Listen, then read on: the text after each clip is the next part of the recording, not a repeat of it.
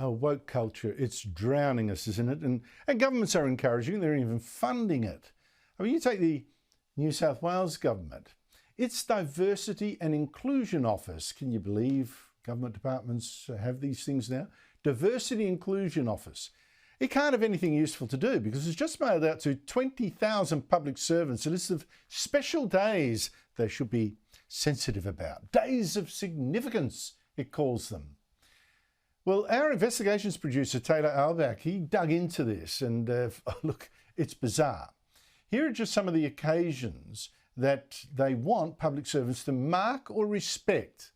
There's Lesbian Visibility Day. Apparently lesbians on other days are invisible. Who knew? There's World Braille Day. Sounds a bit worthy.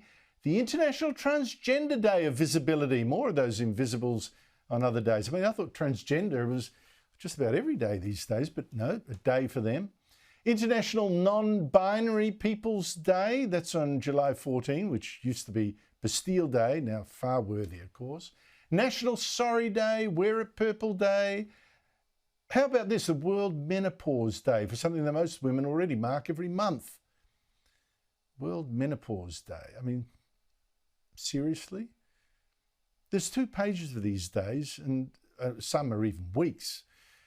49 of them in all. 10 devoted to Indigenous people. Now, public servants are going to be so busy raising consciousness, there's going to be little time to raise a sweat doing real work for taxpayers.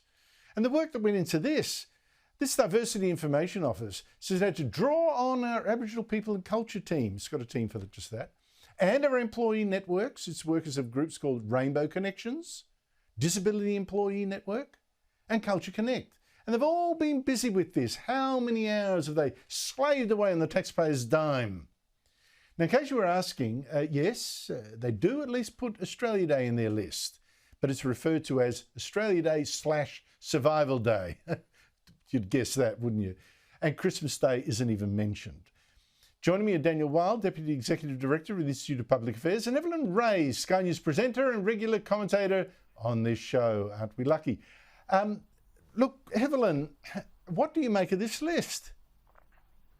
I think we need to start calling it what it really is, Andrew, and that is wokeism is the new state religion. They have their priests and prophets, they have their religious texts, they have their blasphemy laws, and of course, like all religions, they have their holy days. And these holy days, being so many and so diverse, because it's the longest route around saying what it is that they refuse to acknowledge. And I can bet that those days celebrate every group imaginable in society, except for the obvious, the straight, white, Christian male. Do you notice that it excludes that? Because that's all that it really is. Anything that isn't the straight, white, Christian male is what they are celebrating. And let me tell you, if they have time to worry about inventing holidays for their new state religion, then obviously we are paying them far too much money. Evelyn, beautifully put. Daniel Wild, come in off the long run. What do you make of this list? Well, where to start, Andrew? I mean, the first thing to say is it's divisive.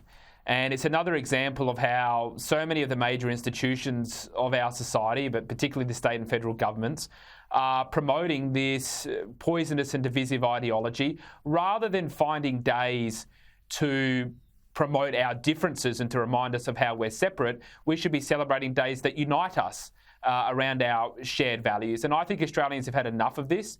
We've seen that with the Voice debate. We see it with the Australia Day debate every single year. We want to be united rather than having this divisive ideology of identity politics being pushed onto us through pretty much every single major institution of society.